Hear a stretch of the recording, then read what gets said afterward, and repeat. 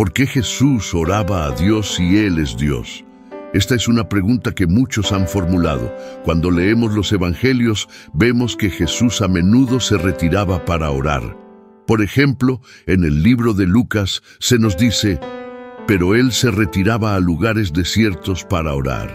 Lucas 5:16. Si Jesús es Dios, ¿no estaría dialogando consigo mismo? Es una pregunta justa y curiosa que nos invita a explorar las profundidades de la humanidad y la naturaleza divina de Jesús. Existe un solo Dios, que existe eternamente como tres personas distintas, el Padre, el Hijo y el Espíritu Santo.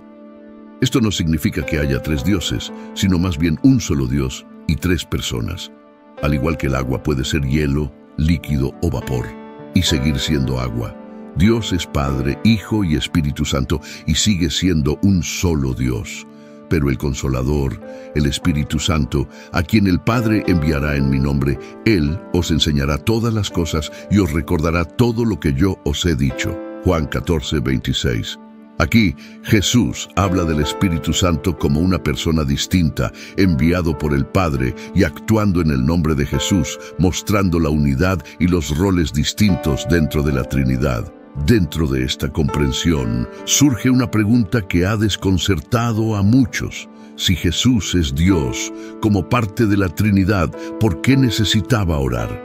Esta pregunta va al corazón del ministerio y la misión terrenal de Jesús. Jesús, siendo completamente Dios y completamente hombre, dedicó tiempo a la oración. Analizaremos cómo sus oraciones revelan su relación con el Padre, cumplen su papel en la tierra y nos enseñan sobre la naturaleza de la comunicación con Dios.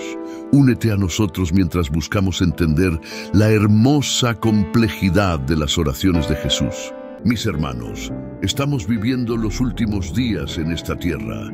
Quiero resaltarles que todas las profecías ya se están cumpliendo y está llegando el momento del fin. Te pregunto ahora, si hoy fuera el día del arrebato de la iglesia, ¿estás preparado? He decidido liberar para ti mi libro digital, la Biblia de la A a la Z.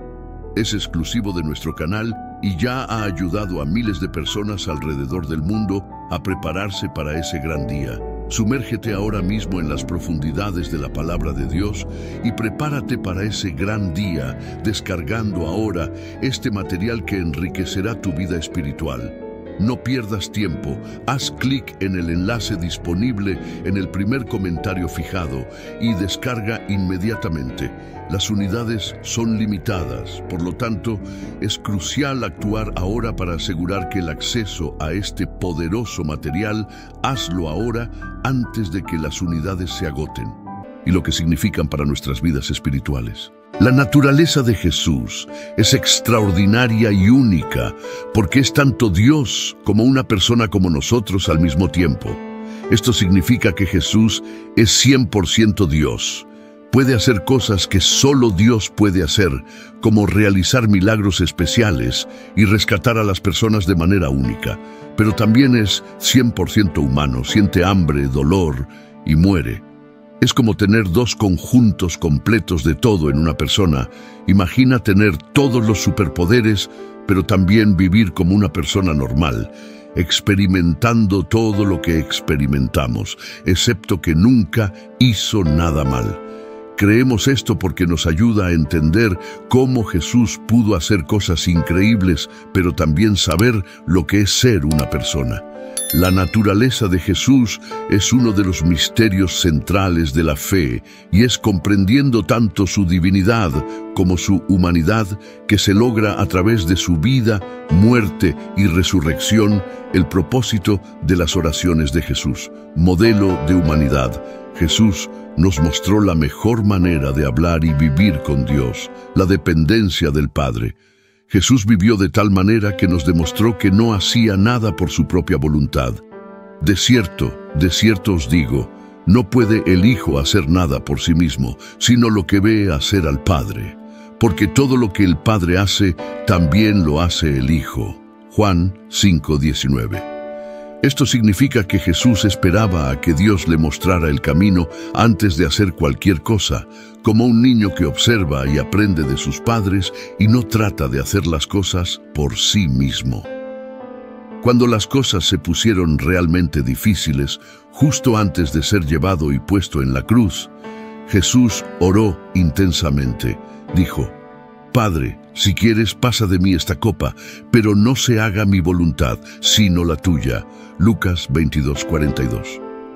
Esto muestra que confiaba en el plan de Dios, más que en sus propios sentimientos, incluso cuando tenía miedo. Otro propósito de las oraciones de Jesús fue enseñar a los discípulos a orar. Jesús no mantuvo su vida de oración en secreto, la compartió con sus amigos, los discípulos. Un día le pidieron que les enseñara a orar, y él dijo: «Cuando oréis, decid: Padre, santificado sea tu nombre, venga tu reino. Danos cada día el pan nuestro cotidiano. Perdónanos nuestros pecados, porque también nosotros perdonamos a todos los que nos deben. Y no nos metas en tentación». Lucas 11:1-4. En esta sencilla oración, conocida como el Padre Nuestro, Jesús les mostró que la oración es hablar con Dios acerca de todo, diciendo que su nombre es especial, pidiendo lo que necesitamos, pidiendo perdón por los errores que hemos cometido y pidiendo ayuda para vivir correctamente. De esta manera, las oraciones de Jesús son una guía perfecta para nosotros sobre cómo vivir cerca de Dios, hablar con Él acerca de todo y confiar en Él con nuestras vidas. Otro propósito de las oraciones de Jesús fue expresar emoción y necesidad humana. Jesús nos mostró que experimentaba emociones y necesidades humanas como cualquiera de nosotros. Aquí hay un par de formas en que expresó estas características humanas. Dolor y angustia en un jardín llamado Getsemaní, que es como un parque tranquilo lleno de olivos. Jesús sintió una tristeza muy profunda, el tipo de tristeza que sientes cuando tu corazón está tan pesado que es difícil de llevar. La Biblia dice: «Entonces les dijo: mi alma está muy triste, hasta la muerte. Quedaos aquí y velad conmigo». Mateo 26:38. Imagina a Jesús, conocido por sanar y ayudar a otros, ahora abrumado por la tristeza tan profunda que podría casi matarlo. Caminó un poco más adentro del jardín, se postró en su rostro orando a Dios y dijo: «Padre mío, si es posible, que pase de mí esta copa. Sin embargo, no como yo quiero, sino como tú quieras». Mateo 26:39. Esta copa de la que hablaba era como un símbolo de la difícil tarea que sabía que tenía que realizar: morir en la cruz. No quería sufrir, pero estaba dispuesto a hacer lo que Dios quería, buscando fuerza y orientación. En otra parte de la Biblia, Lucas 6:12-13, muestra a Jesús buscando fuerza y consejo.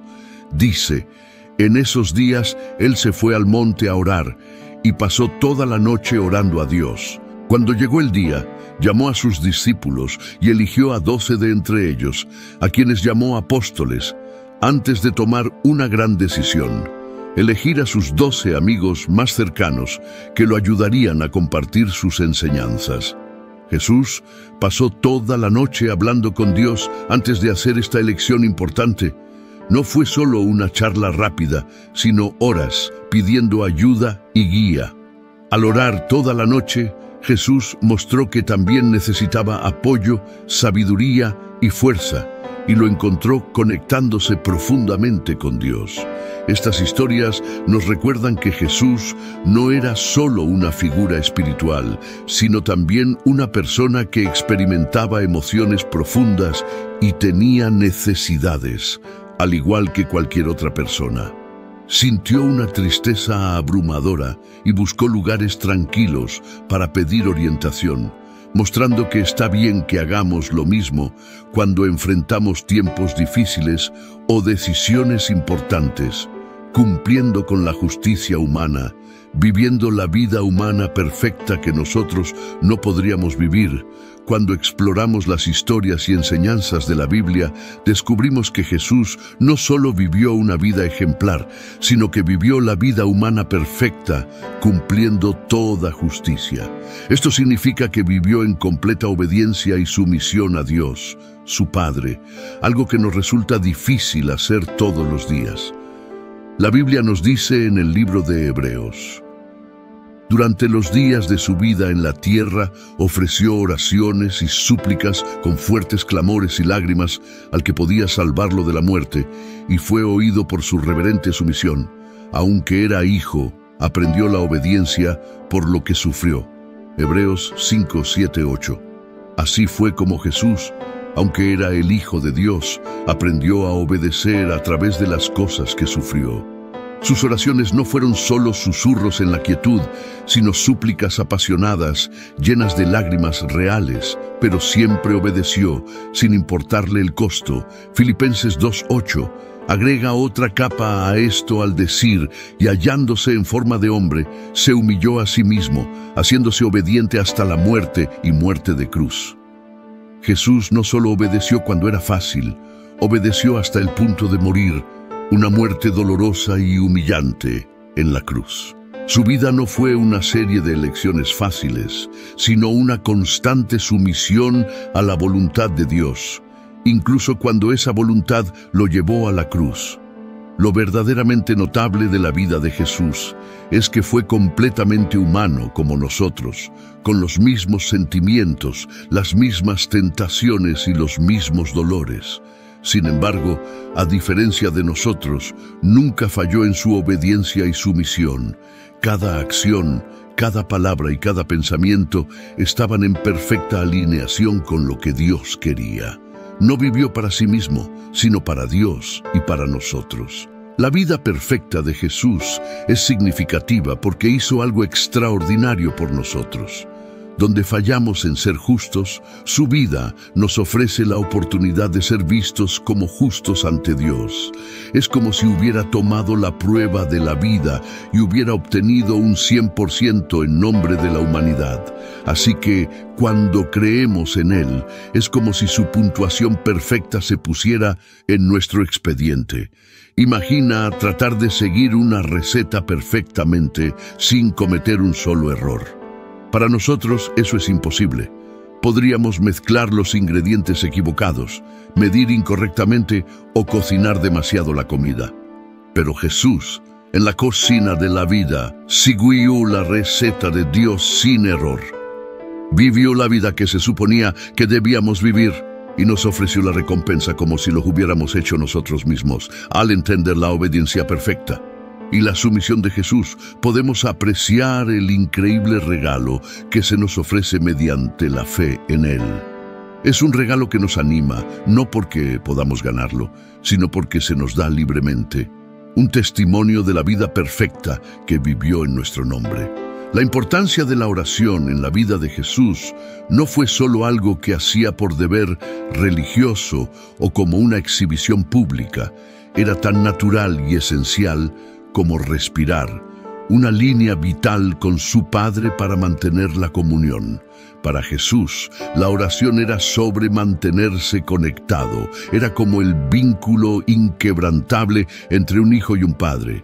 A pesar de que Jesús era el Hijo de Dios, seguía hablando con Dios, mostrándonos que dependía de su conexión para obtener fuerza y orientación.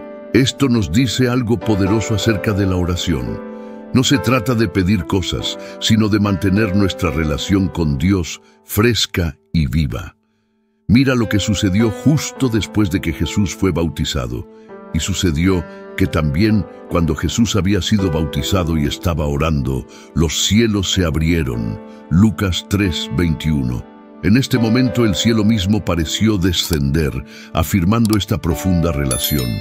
Jesús estaba en contacto constante con su Padre y fue durante estas conversaciones que sucedieron cosas increíbles. Se tomaron decisiones, se dio fuerza y se compartió amor. Un acto de amor y confianza dentro de la Trinidad.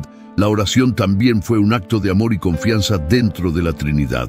Padre, Hijo y Espíritu Santo. Incluso siendo Dios, Jesús expresó su confianza en el Padre a través de la oración. Por ejemplo, cuando estaba a punto de resucitar a Lázaro de entre los muertos, dijo: Padre, te doy gracias porque me has oído. Yo sabía que siempre me escuchas. Juan capítulo 11, 41, 42. El agradecimiento no era un mero espectáculo, era el Hijo hablándole al Padre, confiado en que era escuchado, un intercambio íntimo de confianza y amor. Esto nos muestra el corazón de la oración. Se trata de confianza. Cuando oramos, entramos en ese círculo de amor y confianza que ha existido desde antes del tiempo. Le decimos a Dios: dependo de ti, confío en ti, tal como lo hizo Jesús. Finalmente, la oración fue la manera en que Jesús abrazó plenamente su condición humana. La encarnación es una palabra elegante para describir a Dios haciéndose hombre en Jesús. En Él no fue simplemente Dios vistiendo un traje humano. Se convirtió plenamente en uno de nosotros, y parte de ser humano es reconocer que no somos todopoderosos, que necesitamos ayuda, que necesitamos a Dios. Jesús lo demostró cuando la vida se volvió difícil. Antes de ser arrestado, fue a orar en un jardín llamado Getsemaní. Estaba profundamente preocupado por lo que estaba a punto de enfrentar: la muerte en la cruz. Oró: Padre, si quieres, quita de mí esta copa, pero no se haga mi voluntad sino la tuya. Lucas 22:42. Aquí está luchando, mostrándonos que está bien traer nuestros miedos más profundos a Dios, pero también mostrándonos que, en última instancia, la oración se trata de decirle a Dios: confío en tu camino más que en el mío. Así que, en la vida de Jesús, la oración fue su forma de mantenerse cerca de Dios, mostrando confianza y amor dentro de la familia de Dios, y viviendo plenamente su vida humana con todas sus altibajos. Cuando oramos, seguimos los pasos de Jesús, conociendo a Dios de cerca y personalmente, confiando en Él con nuestras vidas y abrazando lo que significa ser verdaderamente humanos, así como lo hizo Jesús. El papel intercesor de Cristo. Jesús orando por otros, específicamente en el libro de Juan 17, 9, 23. Encontramos un momento muy conmovedor cuando Jesús, llamado el Hijo de Dios, habla con su Padre en nombre de sus amigos, que incluyen no solo a los discípulos que estaban con Él en ese momento, sino a todos nosotros que creeríamos en Él en el futuro. Ora por su protección, su alegría, su unidad, y que sean apartados y puros en la verdad de la palabra de Dios. Jesús dice: ruego por ellos, no ruego por el mundo, sino por los que me has dado, porque son tuyos. Juan 17, 9. Esto nos muestra que Jesús tenía una preocupación especial por sus seguidores. Conocía los desafíos que enfrentarían en el mundo y le pidió a Dios que velara por ellos. Pero no se detiene ahí. También ora por todas las personas que creerán en Él a través del mensaje de los discípulos. No ruego solo por ellos, sino también por los que creerán en mí, por la palabra de ellos. Juan capítulo 17, 20. Esto significa que Jesús pensaba en cada uno de nosotros desde aquel entonces. Le pidió a su Padre que todos pudiéramos ser uno, así como Él y el Padre son uno. Es como si quisiera que todos estuviéramos en la misma familia, unidos trabajando juntos en el amor.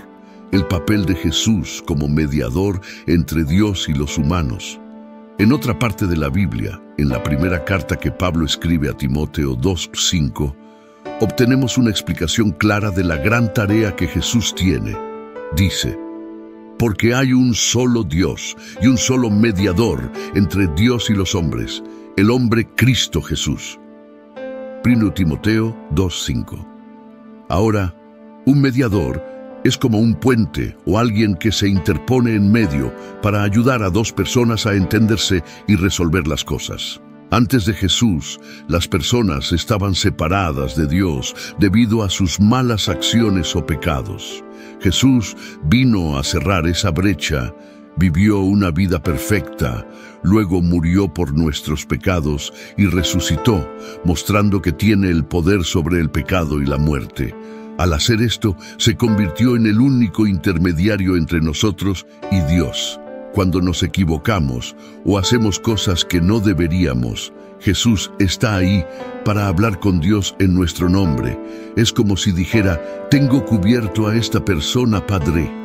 He pagado el precio por sus errores. Esto es asombroso porque significa que podemos ir directamente a Dios a través de Jesús. No necesitamos a ninguna otra persona o cosa para hablar con Dios por nosotros. Jesús es nuestra línea directa con Él. Cuando oramos, podemos orar en el nombre de Jesús y Él hablará por nosotros, asegurándose de que permanezcamos conectados con Dios. Entonces, en términos simples, a Jesús le importamos tanto que habla con Dios sobre nuestras necesidades, nuestra protección y nuestra unidad entre nosotros y con Él. Y como nuestro mediador, Él es la razón por la cual podemos tener una relación personal con Dios. A pesar de nuestras imperfecciones, Él se interpone, asegurando que aún podamos estar cerca de Dios. La oración como un medio para cumplir su misión. La oración es como un lugar de reunión secreto donde nos sentamos con Dios para hablar sobre todo lo que está en nuestros corazones, incluido el gran trabajo que tiene para nosotros. Es donde obtenemos la fuerza para hacer cosas que parecen demasiado grandes para nosotros. Elegir a los amigos que nos ayudarán e incluso hacer cosas increíbles que muestran a todos cuán grande es Dios. Fortaleza para las tareas. Imagina estar tan estresado y preocupado que sudas como si estuviera lloviendo desde tu frente. Así se sintió Jesús una noche. Sabía que tenía que enfrentar algo muy difícil, así que, ¿qué hizo? No intentó ser valiente por sí mismo, oró. Y cuando lo hizo, un ángel del cielo apareció y le dio fuerzas. La Biblia nos dice esto en Lucas 22:43, diciendo: y se le apareció un ángel del cielo. Desde el cielo le fue enviado un ángel que lo fortaleció. Esto nos muestra que cuando tenemos tareas importantes que realizar, podemos orar como lo hizo Jesús, y Dios puede enviarnos ayuda, al igual que un entrenador da ánimos a un jugador que está a punto de marcar el gol ganador. La elección de discípulos es una decisión crucial. ¿Quieres amigos que te acompañen en las buenas y en las malas? Jesús enfrentó una decisión importante al elegir a sus discípulos, aquellos que continuarían su obra después de su partida. No eligió a cualquiera, sino que pasó toda la noche hablando con Dios al respecto. La Biblia nos cuenta en Lucas 6:12-13 que en aquellos días fue al monte a orar y pasó toda la noche en oración a Dios. Cuando se hizo de día, llamó a sus discípulos y eligió a 12, a quienes también puso el nombre de apóstoles. La noche entera que Jesús pasó con Dios fue su forma de asegurarse de tener el equipo correcto.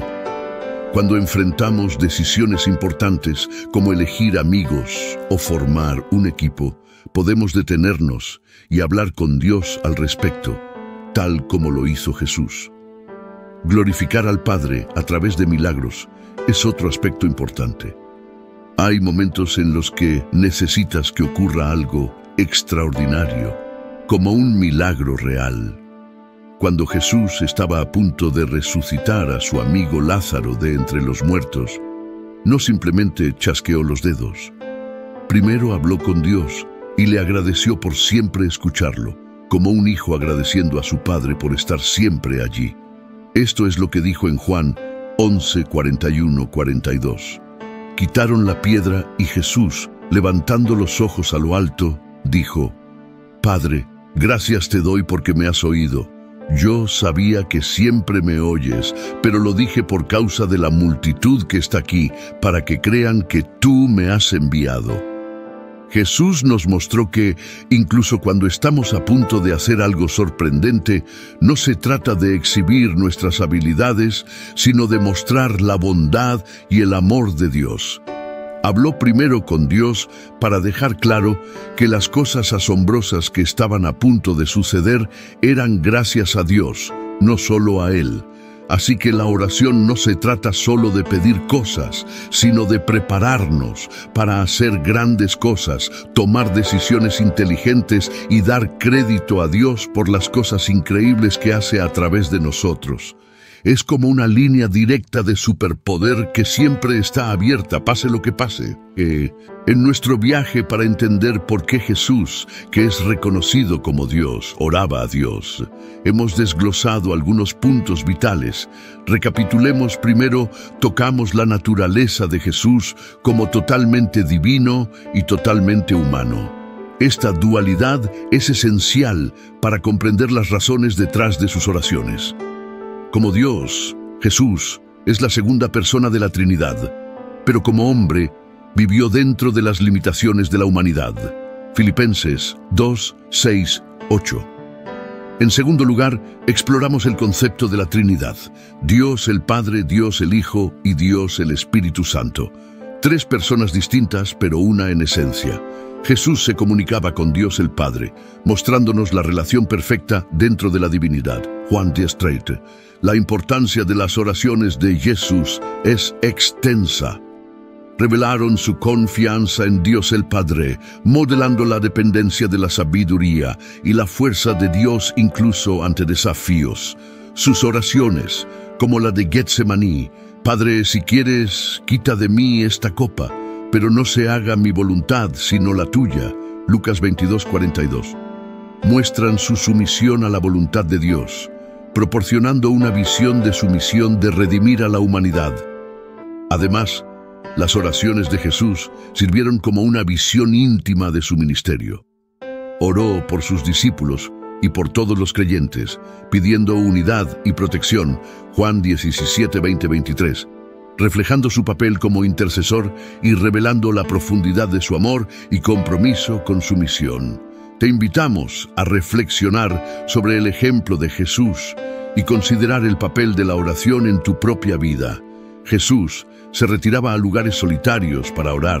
Lucas 5:16.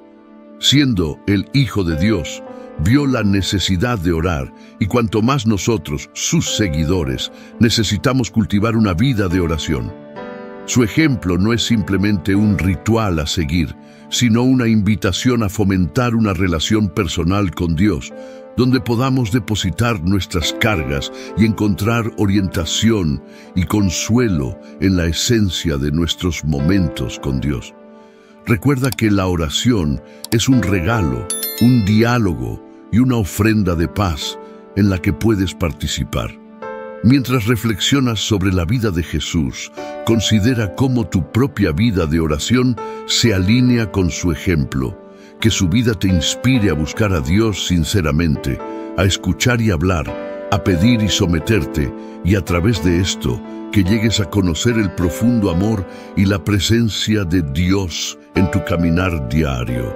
Oremos.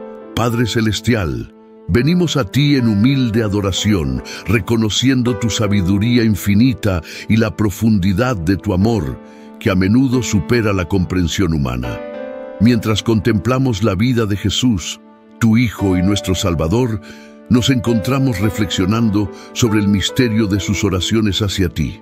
Señor, reconocemos que en las oraciones de Jesús vemos el reflejo perfecto de humildad y dependencia.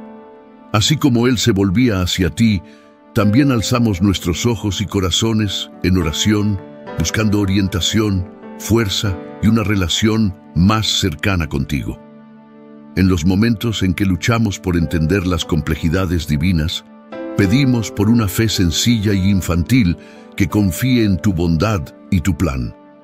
Enséñanos, oh Dios, a emular a Jesús en su actitud orante, sabiendo que incluso siendo Dios, se inclinaba en comunión contigo, y estamos invitados a ese sagrado espacio de conversación e intimidad contigo a través de su ejemplo. Que podamos comprender la importancia de la oración como un medio para expresar nuestro amor, nuestras necesidades y nuestra gratitud en nuestras vidas diarias. En los momentos en que enfrentamos nuestras propias pruebas y alegrías, recordemos el ejemplo de Jesús para que en cada momento, ya sea de triunfo o prueba, recurramos a ti en oración, tal como Él lo hizo. Que su vida nos recuerde que en nuestras debilidades encontramos tu fortaleza, en nuestras preguntas encontramos tu sabiduría y en nuestra soledad encontramos tu consuelo. Ven con tu presencia y bendición, otorgándonos la paz que proviene de saber que siempre estás a nuestro alcance, escuchando los anhelos susurrados de nuestros corazones. Fortalécenos con el mismo espíritu que estaba en Cristo Jesús, para que en cada circunstancia encontremos el valor de decir, no sea mi voluntad, sino la tuya. En el santo nombre de Jesús oramos. Amén.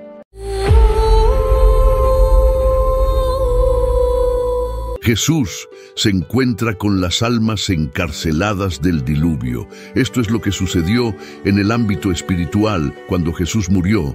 La muerte de Jesús, la crucifixión de Jesús, está documentada en los libros del Nuevo Testamento, que se conocen colectivamente como los Evangelios.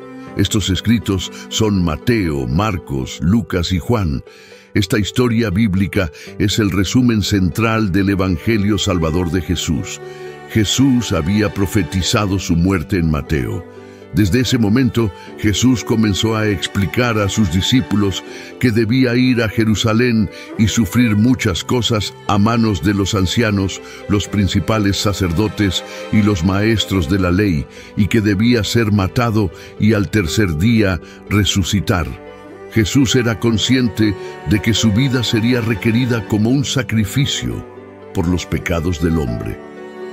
En el relato de la crucifixión de Jesús, Mateo afirma que llegaron a un lugar llamado Gólgota, que significa el lugar de la calavera. Lucas 23:33. Cuando llegaron al lugar llamado la calavera, allí lo crucificaron, junto con los criminales, uno a la derecha y otro a la izquierda. Jesús tuvo que enfrentar el gran desafío de ofrecer su vida como sacrificio por el bien de todo el mundo. Sin embargo, Jesús aceptó esta misión a pesar de que era terrible y abrumadora. Después de un periodo de 3 horas colgado en la cruz, Jesús entregó su vida. No estaba indefenso, solo Él tenía la autoridad para poner fin a su vida.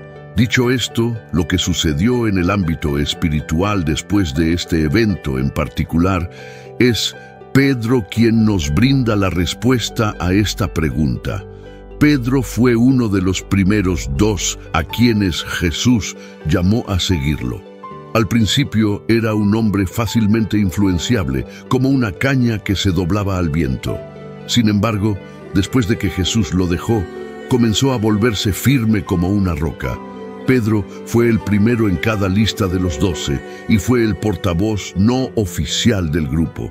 ¿Sabes a dónde fue su espíritu? ¿Qué le sucedió? ¿Terminó en el cielo o en el infierno? Existe cierta disputa sobre el paradero de Jesús, o más específicamente, la ubicación de su espíritu durante los 3 días entre su muerte y resurrección. Otro pasaje que se menciona a menudo en la discusión sobre dónde estaba Jesús durante los 3 días entre su muerte y resurrección es 1 Pedro 3, 18, 21. Estos versículos constituyen uno de los textos más desconcertantes e intrigantes del Nuevo Testamento. Jesús es la personificación de lo que significa sufrir por hacer el bien, para llevarnos a Dios y restaurar nuestra relación rota y muerta con Él. Él, siendo justo, sufrió por todos nosotros, que somos injustos. El objetivo de todo esto era llevarnos a Dios. 1 Pedro 3, 18, 21. Fue puesto a muerte en la carne, pero vivificado en el Espíritu, en el cual también fue y predicó a los espíritus en prisión que en otro tiempo fueron desobedientes, cuando la paciencia de Dios esperaba en los días de Noé durante la construcción del arca, en la cual unos pocos, es decir, 8 personas, fueron llevadas a salvo a través del agua. Este bautismo que corresponde a aquello ahora os salva, no como eliminación de la suciedad de la carne, sino como una petición a Dios por una buena conciencia mediante la resurrección de Jesucristo, por quien también Él fue y predicó a los espíritus en prisión que en otro tiempo fueron desobedientes. Jesús predicó a los espíritus en prisión con la ayuda del Espíritu Santo. Parece que esto se hizo después de que Jesús muriera, pero antes de que resucitara de entre los muertos. ¿Predicó Jesús realmente a los espíritus en Hades? Sí, es cierto. Hades se considera el reino de los muertos, y Jesús supuestamente fue allí para entregar su mensaje. Es bastante fascinante pensar en ello. Leemos, predicó a los espíritus en prisión. ¿Alguna vez te has preguntado acerca de la persona que posee el más alto nivel de autoridad y poder en este mundo? La Biblia proporciona una respuesta definitiva a este asunto, independientemente de la que elijas proporcionar. Afirma que incluso aquellos que están bajo la tierra, profundos bajo tierra, deben aceptar a Jesús como su Señor final. Es una observación impactante que sirve para recordarnos el extraordinario poder y autoridad que Jesús posee sobre todo en el universo. Aunque es un concepto que humilla, también nos brinda esperanza y consuelo, porque sabemos que tenemos un Señor que es amable y poderoso y que tiene el control de todo. Filipenses 2:10, para que en el nombre de Jesús se doble toda rodilla de los que están en los cielos, en la tierra y debajo de la tierra. Leemos acerca de los que están debajo de la tierra. Cierra los ojos e imagina un mundo donde los difuntos que descansan en el regazo de la tierra pueden ser despertados a la vida nuevamente por el poderoso poder de Cristo. Suena como una escena sacada directamente de una novela cautivadora, ¿verdad? Toda rodilla debería doblarse, toda lengua debería confesar.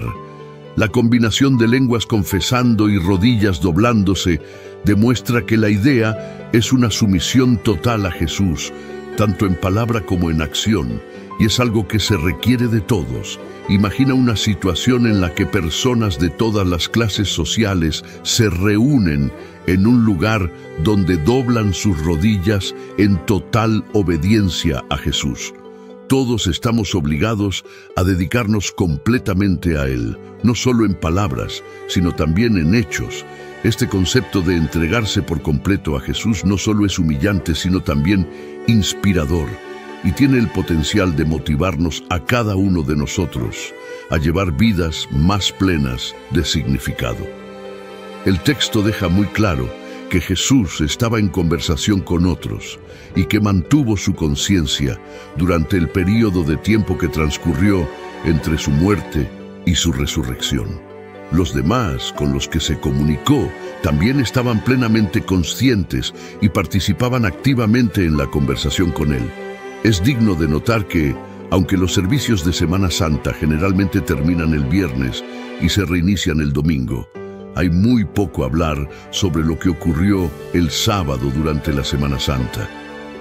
Nunca se te reveló lo que Jesús estaba haciendo el sábado como resultado.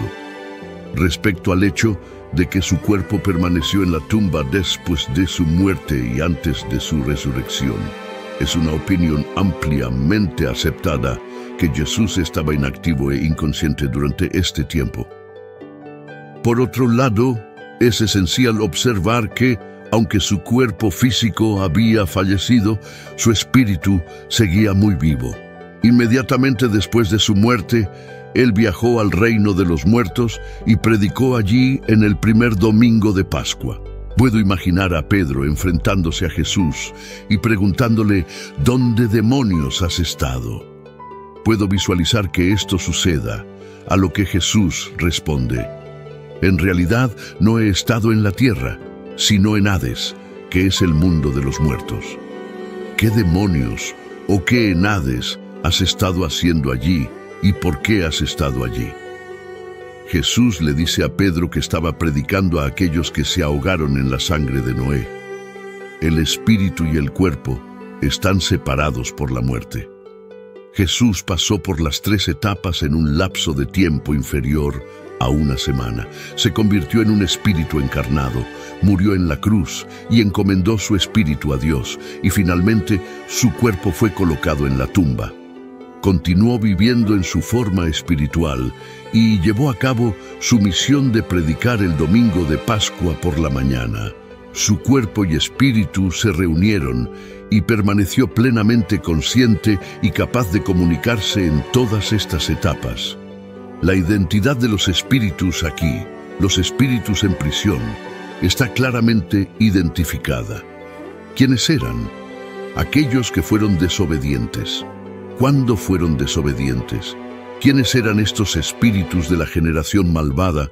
En los primeros capítulos de Génesis, específicamente en Génesis 6, 1, 5, la Biblia pinta un cuadro del mundo antes del diluvio. No era un lugar de paz o bondad, sino lleno de pecado, violencia y corrupción moral.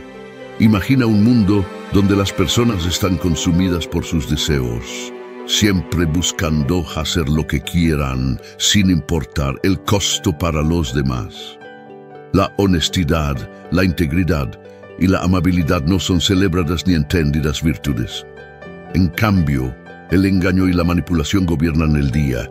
Todos están por sí mismos y la misma sociedad está desgarrada por el egoísmo y la maldad. En tal entorno, las familias no son santuarios de amor y apoyo, sino campos de batalla, de engaño y traición.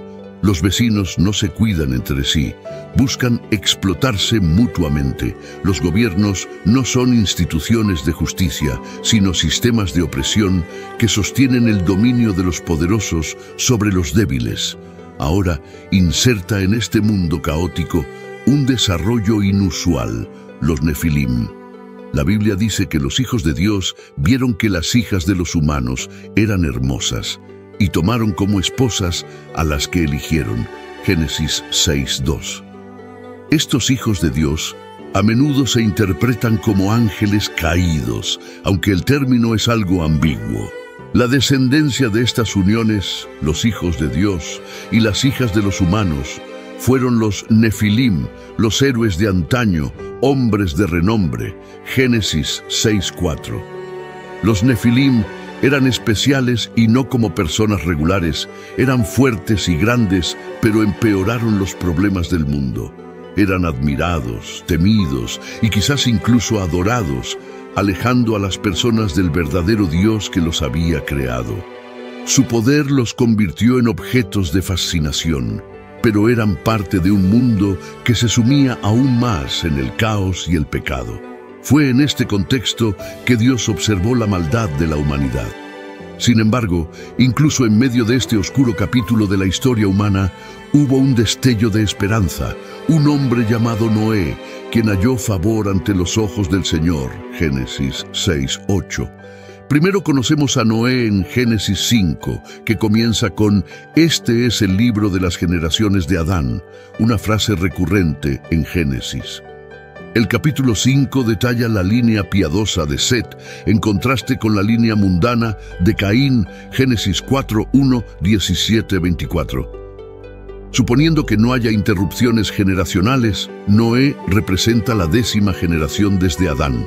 El relato genealógico de Noé dice: cuando Lamec vivió 182 años, tuvo un hijo al que llamó Noé, diciendo: «Este nos consolará de nuestras obras y del trabajo de nuestras manos, a causa de la tierra que el Señor maldijo». Génesis 5, 28, 29. Desde el principio, vemos que Noé será especial, ya que es el único miembro de esta genealogía cuyo nombre se explica. Su padre, Lamec, afirma que su hijo Noé traerá alivio. Noé suena como la palabra hebrea para descanso o alivio. Rápidamente aprendemos qué iba a aliviar Noé en Génesis 6:1-8, donde vemos los resultados desenfrenados de la caída mientras la injusticia aumenta en todo el mundo. Génesis 6:22 dice: Noé hizo todo tal como Dios se lo había mandado. No se sabe cuántas personas había en la tierra en el momento del diluvio, según la Biblia, por lo que solo podemos hacer conjeturas educadas sobre la población antes del diluvio. Según algunas personas, la población humana no era muy alta en el pasado. La Biblia indica que antes del diluvio, las personas eran extremadamente inmorales y agresivas. Es plausible considerar que hubo numerosas guerras, enfermedades y otras circunstancias que pudieron haber limitado el crecimiento de la población. Según algunas teorías, la población de la Tierra antes del diluvio podría haber sido más alta de lo que comúnmente se cree. Si asumimos que la tasa de crecimiento en la era prediluviana fue la misma que en el año 2000, que es 0.012, se estima que podría haber alrededor de 750 millones de personas viviendo en la Tierra en ese momento. Es posible que la tasa de crecimiento de la población antes del diluvio fuera mucho mayor, ya que las personas vivieron por periodos muy largos. Si la tasa de crecimiento hubiera aumentado, la población en el momento del diluvio podría haber estado cerca de los 4.000 millones. A pesar de la maldad rampante que aumentaba exponencialmente en la tierra, hay un hombre que se destaca, un hombre cuya vida estaba caracterizada por la gracia de Dios sobre él. Noé encontró favor ante el Señor. Dios estaba a punto de enviar juicio al mundo por su maldad, pero extiende su gracia salvadora a Noé y su familia. Génesis 6:9. Esto marca el comienzo de la narrativa del diluvio, y aquí es donde aprendemos más sobre la vida de Noé. Sabemos que Noé era un hombre justo, irreprochable en su generación y que caminaba con Dios. Se puede ver una progresión espiritual en esta descripción de la vida de Noé. Al decir que Noé era justo, sabemos que obedecía los mandamientos de Dios lo mejor que podía entenderlos en ese momento. Era irreprochable en su generación, destacándose entre la gente de su época mientras se entregaban a la depravación. Mientras ellos se entregaban a la disolución, Noé llevaba una vida ejemplar. Finalmente, Noé caminaba con Dios, lo que lo pone en la misma categoría que su bisabuelo Enoc, Génesis 5:4. Esto implica no solo una vida obediente, sino una relación vibrante e íntima con Dios. Génesis 7:1-4 dice: Dijo luego el Señor a Noé: Entra en el arca tú y toda tu familia, porque he visto que eres justo delante de mí en esta generación. De todos los animales limpios tomarás 7 parejas, el macho y su hembra. Pero de los animales que no son limpios tomarás 2, el macho y su hembra. También de las aves del cielo 7 parejas, macho y hembra, para conservar la especie sobre la faz de la tierra. Porque dentro de 7 días haré llover sobre la tierra durante 40 días y 40 noches, y exterminaré de sobre la faz de la tierra a todo ser que he hecho. Génesis 7:1-4. Así que Noé actuó conforme a todo lo que el Señor le había mandado. Noé tenía 600 años cuando vino el diluvio sobre la tierra. Entonces Noé, junto con sus hijos, su esposa y las esposas de sus hijos, entraron en el arca debido a las aguas del diluvio. Ingresaron al arca animales limpios y animales que no eran limpios, así como aves y todo lo que se arrastra sobre la tierra, de 2 en 2, macho y hembra, según lo había mandado Dios a Noé. Pasados 7 días, las aguas del diluvio comenzaron a cubrir la tierra. En el año 600 de la vida de Noé, en el segundo mes, el día 17 del mes. Ese día, todas las fuentes del gran abismo se abrieron y las compuertas del cielo se abrieron, y la lluvia cayó sobre la tierra durante 40 días y 40 noches. En ese mismo día, Noé, Sem, Cam y Jafet, junto con sus esposas, entraron en el arca, llevando consigo a todos los animales según su especie, ganado y todo lo que se arrastra sobre la tierra, así como aves de todo tipo. Todos entraron en el arca, de 2 en 2, macho y hembra, según Dios se lo había mandado a Noé. Entonces el Señor cerró la puerta detrás de ellos. El diluvio cubrió la tierra durante 40 días, y el agua aumentó y levantó el arca, elevándola por encima de la tierra. Las aguas prevalecieron y aumentaron considerablemente sobre la tierra, y el arca flotaba en la superficie del agua. Las aguas continuaron aumentando sobre la tierra, cubriendo todas las montañas más altas bajo el cielo. Las aguas subieron 15 codos más alto y cubrieron las montañas. Perecieron todas las criaturas que se movían sobre la tierra, aves, ganado, animales y todo ser que se arrastraba sobre la tierra, así como la humanidad. Todo lo que tenía el aliento del espíritu de vida en sus narices murió. Así, el Señor eliminó toda criatura viva que había sobre la faz de la tierra, desde la humanidad hasta los animales, los reptiles y las aves del cielo. Todos fueron eliminados de la tierra, y solo Noé quedó junto con los que estaban con él en el arca. Las aguas prevalecieron sobre la tierra durante 150 días. La vida obediente de Noé se evidencia en su disposición a obedecer sin cuestionar los mandamientos del Señor con respecto al arca. Consideremos que Noé y su generación muy probablemente nunca habían visto lluvia antes, y sin embargo, Dios le dice a Noé que construya una gran nave marítima lejos de cualquier cuerpo de agua. Finalmente, la vida de Noé sirve como recordatorio de que el juicio por el pecado vendrá. El día del Señor llegará. 2 Pedro 3:10. Jesús utiliza la vida de Noé como una prefiguración de cómo será cuando el Hijo del Hombre regrese en el juicio final. Mateo 24:37-38, Lucas 17:26-27. Como tal, debemos seguir el ejemplo de Noé y ser heraldo de la justicia, prestando atención a las palabras de Pablo. Así que somos embajadores en nombre de Cristo, como si Dios rogara por medio de nosotros. Les suplicamos en nombre de Cristo, reconcíliense con Dios. 2 Corintios 5:20. Al igual que Noé, somos embajadores de Cristo en estos últimos días. El juicio de Dios se acerca, pero ofrece reconciliación a través de Jesucristo. Debemos llevar este mensaje de reconciliación a los demás. 2 Pedro 2:5.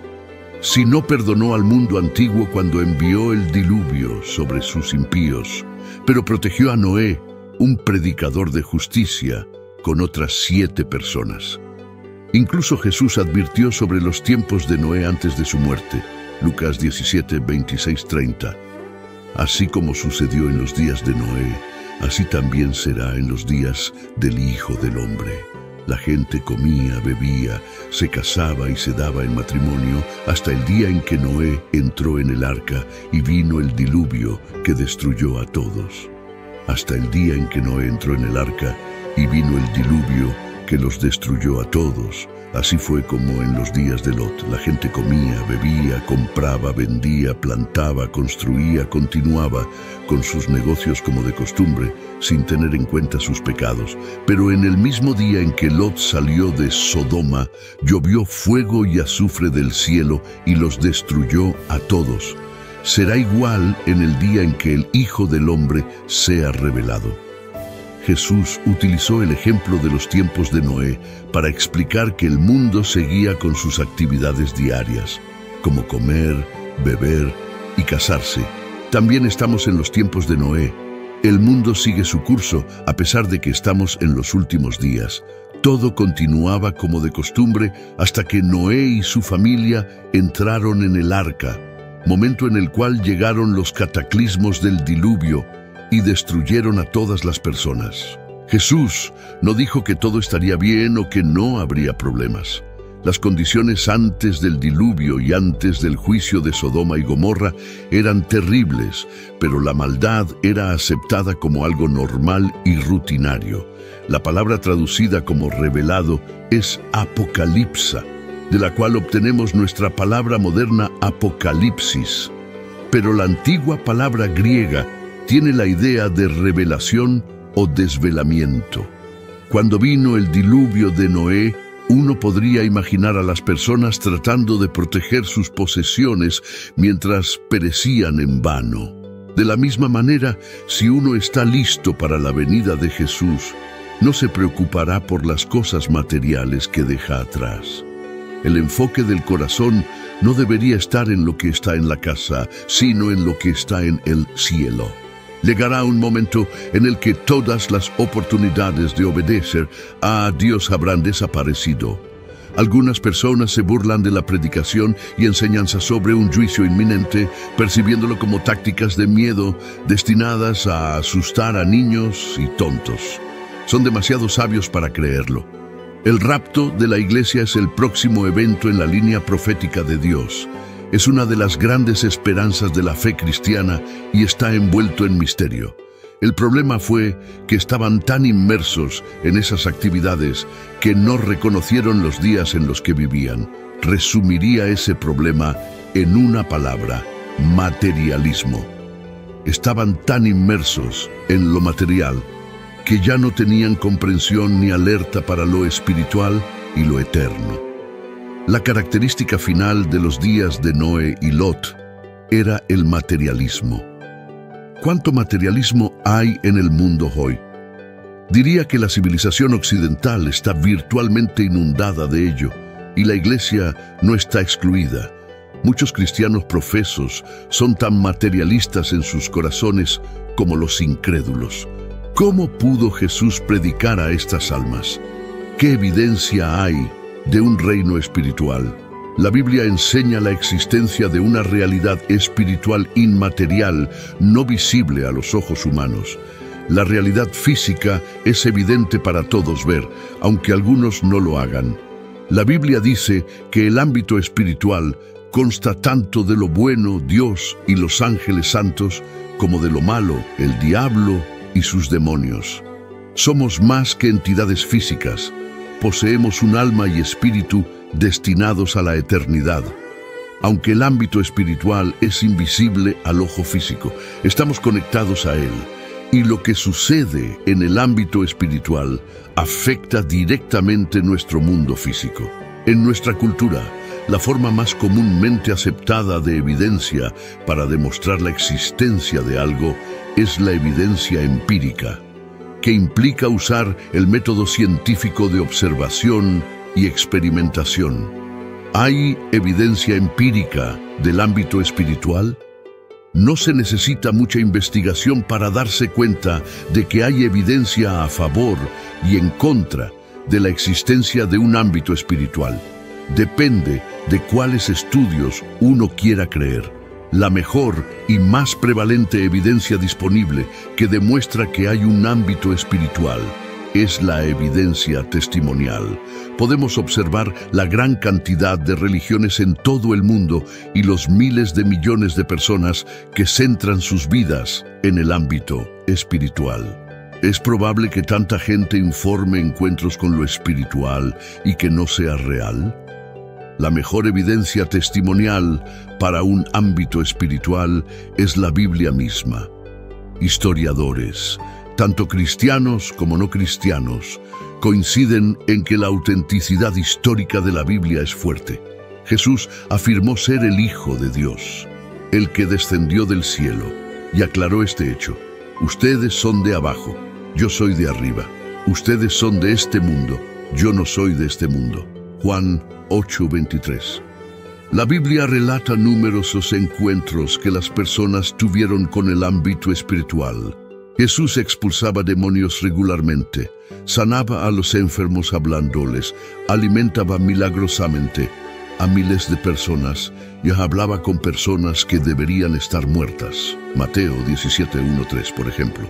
Estos son todos indicadores de que el ámbito espiritual es real. Hay un mundo invisible, tan real como el mundo visible. Efesios 6:12. Nuestra lucha no es contra carne y sangre, sino contra los gobernantes, contra las autoridades, contra los poderes de este mundo de tinieblas, contra las fuerzas espirituales malignas en las regiones celestiales. La Biblia no nos informa de este mundo invisible de manera ocasional o con versículos aislados aquí y allá. El testimonio es poderoso y extenso. Si el mundo espiritual de ángeles y demonios no es real, tampoco lo es la Biblia. El contexto del mundo invisible en las Escrituras es tan enfático que no puede ser eliminado de la palabra. El testimonio del Nuevo Testamento sobre el mundo invisible no se limita a los tiempos del Antiguo Testamento. Después de que el mundo se había vuelto intelectualmente refinado con complejas filosofías griegas y en la era de la modernización política y social romana, el Nuevo Testamento se refiere nuevamente a verdades espirituales una y otra vez. Hoy tendemos a considerar las épocas anteriores como ingenuas y desinformadas, pero estas eran culturas relativamente avanzadas que, aunque eran precientíficas, eran intelectualmente sólidas y rigurosas en su búsqueda del conocimiento. En ese contexto intelectual, Pablo escribió acerca de la diferencia entre la carne y las fortalezas espirituales, detrás de escena en 2 Corintios 10, 3, 5. En conclusión, nuestra pregunta del día es: ¿cuál es una canción de adoración que te ha ayudado a sentirte más cerca de Dios? Y así concluimos nuestra profunda reflexión sobre la historia de Noé y Lot, una narrativa que trasciende los tiempos y brinda valiosas lecciones para el presente. Espero sinceramente que esta exploración haya provocado reflexiones e ideas en cada uno de ustedes. Ahora es el momento de compartir este aprendizaje. Dejen sus comentarios a continuación sobre lo que han extraído de esta poderosa historia. ¿Cómo resuena en sus vidas? ¿Qué lecciones planean aplicar en su día a día? Además, si el contenido los impactó positivamente, no olviden darle me gusta para mostrarnos su apoyo. Y si aún no están suscritos al canal, aprovechen para suscribirse ahora y formar parte de nuestra comunidad. Estamos comprometidos a ofrecer más contenido inspirador y reflexivo para enriquecer sus jornadas espirituales.